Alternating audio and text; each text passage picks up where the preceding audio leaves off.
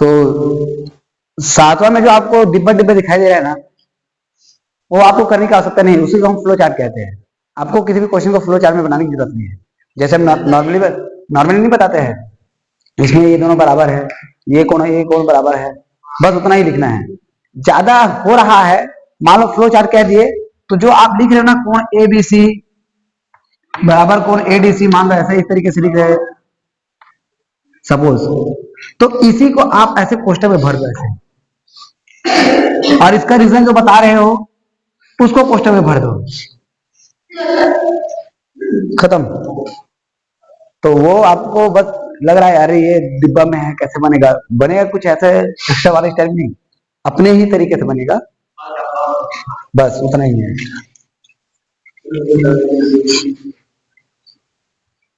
जो हम कोष्टक में रखते हैं ना, उसको डिब्बा में रखना बस। चलो भाई बताओ, तो उदाहरण को बताना है।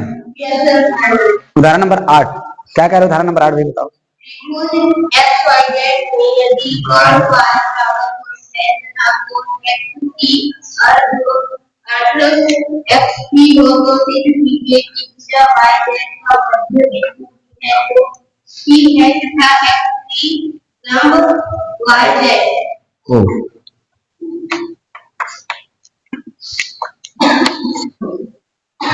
ये हमारा एक त्रिभुज है एक्स वाई जेड। एक्स का अर्धक XP है। अर्धक का मतलब है इधर बनने वाला कोण और इधर बनने वाला कोण आपस में क्या रहेगा, बराबर। ठीक है, हाँ हाँ, अर्धक मतलब आधे आधे भाग में बांटने वाला है। समद्विभाजित उसी को कहते हैं, समद्विभाजित कर रहा है तो बराबर बराबर भाग में बांटने वाला है। दोनों का मतलब एक ही है, अर्धक आधे आधे भाग, समद्विभाजक समान दो भाग, बात वही है, कहने का तरीका बस बदल गया है। ठीक है मशंकर, क्या बदल गया है? बात अलग नहीं है, बात वही है, प्रश्न में देने का तरीका बदल गया है। ठीक है, चलो भाई, तो पहला काम हम बताइए क्या दिया है। त्रिभुज एक्स वाई जेड में कोण एक्स का अर्धक XP है, और XP जब अर्धक है तो यहां पर वाला कोण और यहां पर वाला कोण आपस में हो जाएगा क्या, बराबर। अब प्रीति एकदम देख रही है, मौला पूछने वाला है सर ये कोण के का नाम है, बता प्रीति कोण के का नाम है, दिखा। वेरी गुड, YXP बराबर है, इसका नाम क्या है तू, इस कोण का नाम क्या है?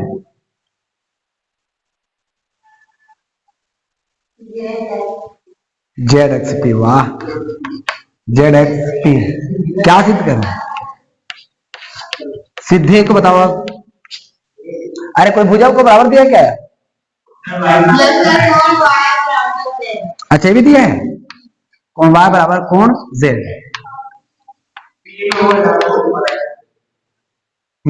अब सिद्धि को बताओ।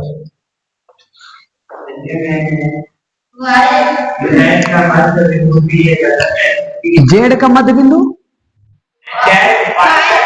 ऐसा बोलो ना, वाई जेड का मध्य बिंदु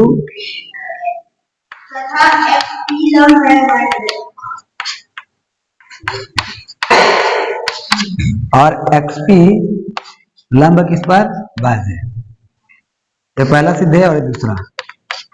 ठीक, लंब का मतलब यह है कि आप यदि इन दोनों कोणों का मान 90 अंश कर दिए तो समझ जाइए कि ये उस पर क्या है, लंब है।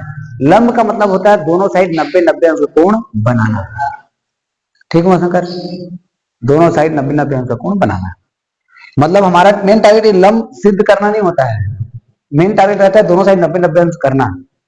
तभी हम कह देते हैं हाँ भाई दोनों साइड 90 अंश बना रहा है, मतलब वो उस पर क्या है, लंब है। ठीक, तो पहला काम तो हम ये बताएंगे कि दोनों त्रिभुजों पहले इंटर कर लो। मेन तो यही है कि इन दोनों त्रिभुजों को आपको सर्वांगसम सिद्ध करना है। कौन कौन सा त्रिभुज को, XPY और XPZ। चलो इन त्रिभुज में इंटर करते हैं हम। त्रिभुज एक्स पी वाई व त्रिभुज एक्स पी जेड में, दोनों में जब हम इंटर करते हैं, अब ये बताया था कि ढूंढने आना चाहिए कि कौन कौन बराबर है। XP कहीं पे नहीं दिया, XP बराबर है, दिया हमें कहीं भी दिख रहा है XP बराबर है। कौन, अच्छा सॉरी XP की बात हो रही है, अरे सॉरी मैं बोल रहा था XY, बट बहुत बढ़िया। XP बराबर में क्या है XP, क्योंकि ये क्या है उभयनिष्ठ। उभयनिष्ठ भुजा जो है बहुत हेल्प करता है। आप ढूंढो कि कहीं उभयनिष्ठ कोई है ना, उभयनिष्ठ है तो उसको छोड़ना ही मत, तो बराबर होगा ही होगा। तो XP इसमें भी आया है, XP इसमें भी आया है, एक अवयव, और दो अवयव ढूंढो। कोण Y बराबर कोण Z, ये हमको दिया है। कोण Y बराबर कोण Z, ये हमको दिया है। इसी को यदि आप फ्लो चार्ट के अकॉर्डिंग बनाते तो क्या करते पता है, ये ऐसे और इसको ऐसे, ऐसे एरो का निशान लगा के, ये ऐसे एरो का निशान लगा के, ये ऐसे, समझ रहे हो। और कुछ नहीं है, फ्लो चार्ट वही है। और अगला क्या चीज दिया है, कोण YXP, कोण YXP बराबर कोण ZXP, PXZ भी कह सकते हो, कोई दिक्कत नहीं है।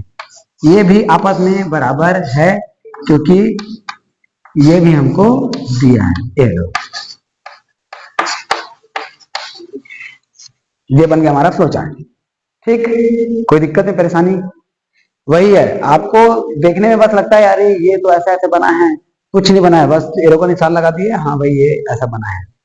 चलो कितना अवयव बराबर हो गया 3, इसलिए त्रिभुज XPY सर्वांशम है त्रिभुज XPZ का रीजन। XPZ कहां से आ रहा है, कुछ भी कर रहा हूं ना, देखो तो XPZ है ना, हाँ ठीक है, ये XPY XPZ। अच्छा बताओ अब इन दोनों में नियम कौन सा लगेगा, अच्छे से देखो चित्र, बताओ कौन कौन, कंफर्म, लॉक कर दे, एक बार और विचार कर लो। 7 करोड़ का क्वेश्चन है, वरना आप सीधा गिर जाओगे 3,20,000 में, 3,20,000 में गिर जाओगे आप नीचे सीधा। लॉक कर दे,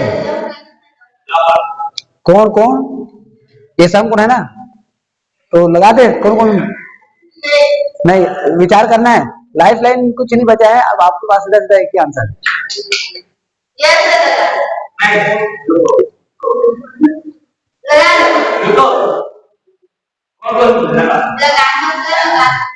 सात करोड़, ये सब हो रही है 7 करोड़।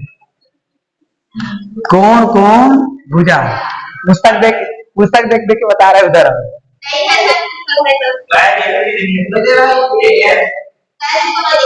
हाँ चलो सही है, सब कोण से हमको मतलब नहीं है, मतलब है क्या, 2 बार कोण दिया है और 1 बार भुजा। समकोण कर्ण भुजा में एक बार कर्ण बराबर ही होगा, उसके बाद एक भुजा बराबर होगा और उसके बाद समकोण। तो दोनों त्रिभुज क्या हो गया, सर्वांगसम। अब दोनों सर्वांगसम हुआ मतलब इधर YP और PZ, तो YP बराबर PZ होगा कि नहीं होगा। इसको हम ऐसे बता दे तो ये वाला भाग इस वाले भाग को पूरी तरीके से क्या करेगा, ढकेगा, मतलब YP के संगत में PZ है, दोनों भुजाएं आपस में क्या हो गया, बराबर। अब मैं आपको एक बात बोलूं, ये वाला पूरा ग्रीन बोर्ड हमारे पास है, और मैं बोलूं कि ये जो लाइन है या यहां पर जो उंगली मेरा है, वो जहां पर भी है वहां से इधर वाला भाग और इधर वाला भाग क्या है, बराबर है। तो इससे क्या समझ में आया, ये जो बिंदु है इस ग्रीन बोर्ड का कौन सा बिंदु होगा, मध्य बिंदु। क्या बोलो, बात समझ में आ रहा है। हमने क्या किया कि इसके बीच में एक बिंदु ले लिया, बीच में ले लिया, इसका मतलब है कि ये इसको 2 बराबर भागों में बांट रहा है। जस्ट उल्टा, यदि हमने कहा कि यहां पर का बिंदु इधर वाले भाग और इधर वाले भाग को आपस में बराबर कर दिया है, मतलब वो कहां पर है, मध्य में। दोनों का मतलब समझ में आ रहा है? तो हमने क्या कर दिया, इधर वाले भाग और इधर वाले भाग को आपस में क्या कर दिया, बराबर। मतलब P जो है y z का कौन सा बिंदु है, मध्य बिंदु है। अतः P y z का मध्य बिंदु है। एक सिद्ध हुआ। दूसरा, कोण XPY बराबर कोण XPZ। अभी ये दोनों को 90 अंश सिद्ध नहीं हुआ है। अभी हमने बताया कि ये दोनों कोण आपस में कैसा है, बराबर। लेकिन क्योंकि कोण XPY प्लस कोण XPZ ये दोनों कोण मिला के कितना अंश दे रहा है, तो बराबर में क्या हो गया, 180 अंश। तो XPY को रहने देते हैं और XPZ के जो है क्या रख देते हैं, XPY, क्योंकि दोनों आपस में कैसा है, बराबर।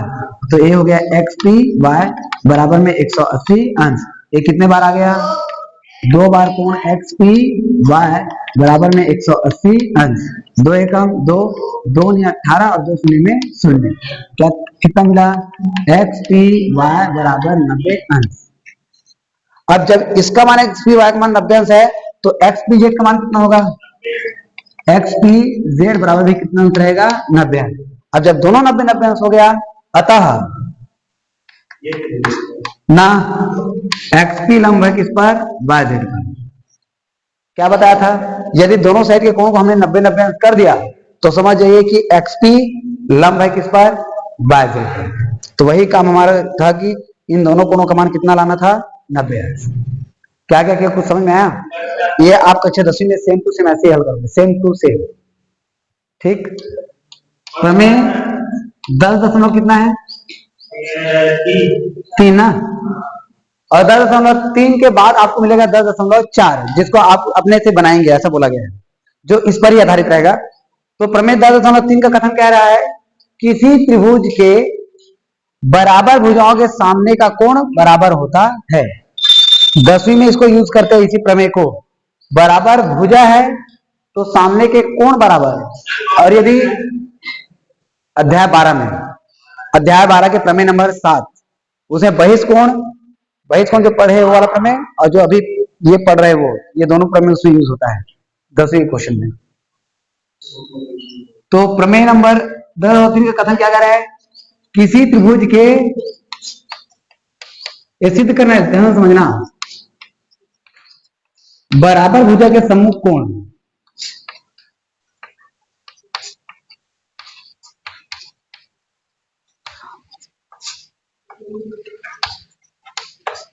बराबर होते हैं।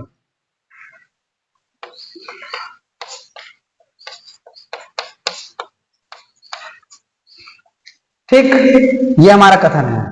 तो इसके अकॉर्डिंग हम पहले बनाएंगे चित्र।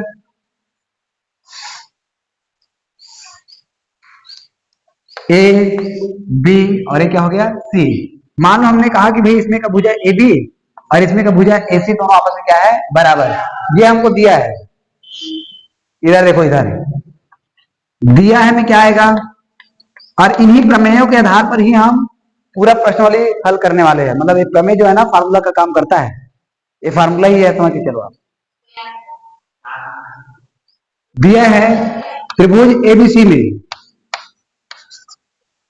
ए बी के बराबर एसी है, ए बी के बराबर कौन है, एसी। ठीक, उसके बाद क्या सिद्ध करना है, अरे उसको देख के काहे बोल रहा है, नामकरण बदल दो तो।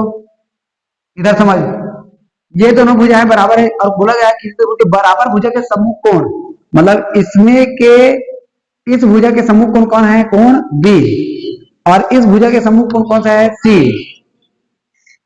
मान लो ये दोनों भुजा बराबर रहते हैं, ये दोनों भुजा, तो इसके सामने का कोण सी और इसके सामने का कोण ए। क्या बोलो, बात समझ में आ रहा है?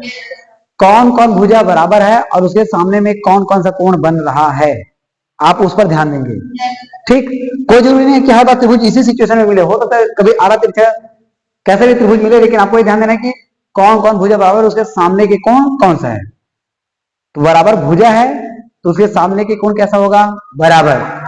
कोण बराबर तो सामने की भुजा बराबर, और यदि भुजा बराबर तो सामने के कोण बराबर। भुजा के सामने के कोण बराबर, बराबर कोण के सामने की भुजा बराबर।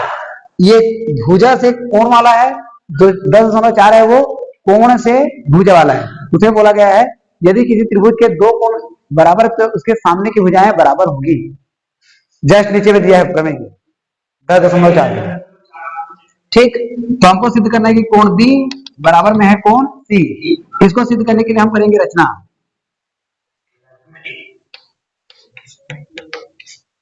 रचना करेंगे, ए से बीसी पर डालेंगे लंब। क्या डाल दिए? लंब।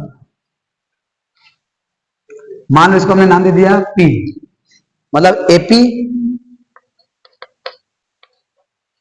लंब डाले किस पर? बीसी पर।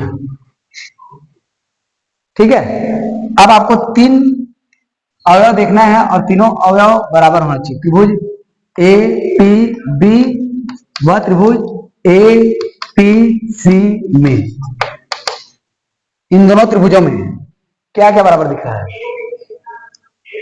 एपी बराबर एपी, पहला तो यही मिल गया, एपी बराबर एपी, क्योंकि ये क्या है? उभयनिष्ठ। और कौन बराबर है? A B P. ये हमको सिद्ध करना है, सिद्धे को लेके नहीं चलना है। और कौन बराबर दिख रहा है? ए पहले से बता दिया गया अध्याय में, ए बी बराबर ए सी, ये हमको दिया है। और कौन बराबर है? देखो,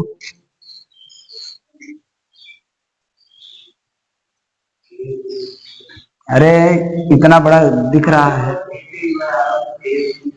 ए बी, ए पी बी और ए पी सी, ये कितना अंश कोण है? लंब का मतलब अभी क्या बताया था? लंब का मतलब क्या होता है? 90 अंश कोण बनाना। तो ए पी बी बराबर कोण ए पी सी, क्योंकि दोनों कितना अंश कोण बना रहा है? 90 अंश। दोनों 90 अंश कोण बना रहा है, इसलिए दोनों आपस में क्या हो गया? बराबर।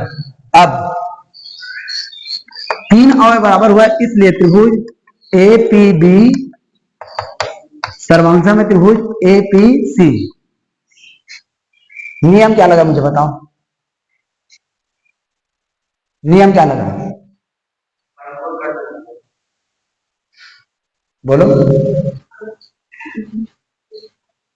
कह सकते हो समकोण कर्ण और भुजा, या चाहो तो कह सकते हो भुजा भुजा कोण। क्या कहे? चलो ठीक, दोनों सही है। ठीक है, भुजा भुजा कोण, दोनों सर्वांसम हो गया। अब जो दोनों सर्वांसम हो गया, इसलिए तो हो गया। तो इसमें का, सॉरी, इसमें का कोण बी, अब लिखिए इसमें का कोण बी और इसमें का कोण सी, ये दोनों कोण भी आपस में बराबर है, यही हमको करना था सिद्ध। दोनों त्रिभुज क्या हो गया है? सर्वांसम। तो सर्वांसम त्रिभुज के संगत भुजाएं और संगत कोण आपस में बराबर है। तो इसमें का कोण बी, तो इसमें का कोण सी, क्योंकि इसको हम पलट के ऐसे रखे तो सी को कौन ढकेगा? बी, या बी को कौन ढकेगा? सी। तो बी के संगत कौन हुआ? तो दोनों त्रिभुज क्या हो, दोनों कोण क्या हो गया? बराबर। यही हमको करना था सिद्ध। जस्ट उल्टा। अब इसमें अगला प्रमेय जो कहा जा रहा है 10.4 में, उसमें क्या कहा जा रहा है? किसी त्रिभुज के बराबर कोण, बराबर कोण, यहां पर भुजा की जगह में क्या आ जाएगा? कोण। बराबर कोण के सम्मुख भुजा बराबर होता है। मतलब इसमें क्या है? त्रिभुज एबीसी ही मिला रहेगा, कोई बदलाव नहीं। दिया है में आप भुजा को नहीं करेंगे, दिया है में किसको करोगे? कोण बी बराबर कोण सी। सिद्धे का जो है वो दिया में आ जाएगा, और दिया है में का कौन आ जाएगा? सिद्धे। और यहां पर जो नियम लगेगा, वो नियम क्या लगेगा? ये वाला कोण, ये वाला कोण, ये दोनों कोण आपस में क्या हो जाएगा? बराबर। मतलब इसके बराबर में ये और इसके बराबर में ये, और ये भुजा उभयनिष्ठ। नहीं आ रहा समझ में क्या बोल रहा हूं? बी के बराबर सी एक अवयव, पी के बराबर पी दूसरा अवयव, और एपी बराबर एपी। नियम कौन सा लगेगा? बी के बराबर सी, एपी बी के बराबर एपी सी, और AP के बराबर AP, कौन सा नियम लगेगा? कोण कोण भुजा। अब दोनों त्रिभुज फिर से क्या हो जाएगा? सर्वांग। फिर उसके बाद बराबर में किसको लेना है? AB बराबर AC। उसको आप लोग बना के लेके आओ, कर लोगे? लिखो फिर। चलो इधर सुनो, 10.2 प्रश्नावली 10.2 इसी प्रमेय पर बनेगा। देखो इसी प्रमेय के ऊपर पूरा बनेगा। सुनो बात,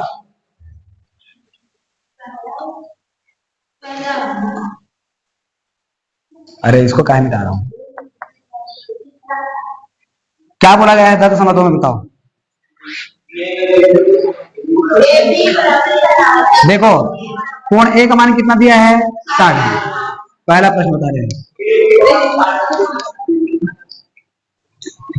इस कोण का मान दिया हुआ है कितना? 60 दिया है। एबीसी में कोण ए बराबर कितना अंश? 60 है। साथ ही साथ ए बी बराबर क्या है? AC। तो हमको पता चल गया कि बी के बराबर कौन हो जाएगा? C, क्योंकि बराबर भुजा के समूह कोण आपस में बराबर है। अब बी के बराबर C है तो आपको पता है कि त्रिभुज के तीनों कोणों का योग कोण A प्लस कोण B प्लस कोण C बराबर में 180 है। अब A का मान हमको पता है कितना? 60। कोण B और कोण C क्योंकि बराबर है तो कोण B को रहने दीजिए और C के जगह हम कौन सा कोण का मान रख देंगे? फिर से B। क्या बोल रहा हूं समझो बात? B और C आपस में क्या है? बराबर। तो जहां पर C है वहां पर हमने क्या रख दिया? B बराबर में 180 अंश। ये 60 प्लस इधर क्या हो जाएगा? माइनस 2 गुना कोण B बराबर में 180 अंश माइनस में कितना अंश आ जाएगा? 60। तो कोण B बराबर 120 के बटा में कौन आ जाएगा? 2। 120 के बटा में 2 मतलब कितना अंश आ जाएगा? 60 है। कोण B का मान जब 60 हुआ तो कोण C का मान भी कितना हो जाएगा? 60 है। हमको कौन सा कोण का मान निकालना है? कोण C का मान 60 अंश निकालना है, मतलब कोण C बराबर कितना अंश आ गया? 60 है। बस इतना बनाओगे, उसके बाद ऑप्शन नंबर C को टिक करोगे। सीधा उत्तर माना देख के ऑप्शन नंबर C करके टिक मत कर देना। क्वेश्चन नंबर 2 क्या बोल रहा है बताओ?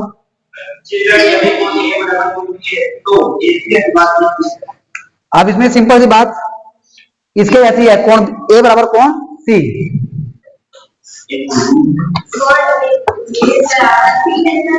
A बराबर B। ए लो कोण A इसको दे दिए, कोण B इसको दे दिए और ये क्या हो गया? C। ये दोनों भुजा कोण बराबर है। कोण A के बराबर में कौन है? कोण B। तो इसके सामने की भुजा और इसके सामने की भुजा भी आपस में होगा बराबर। A के सामने की भुजा क्या है? BC। A के सामने की भुजा क्या है? BC। और B के सामने की भुजा कौन है? AC। नहीं आया? B के सामने की भुजा कौन है? AC। और A के सामने की भुजा क्या है? BC।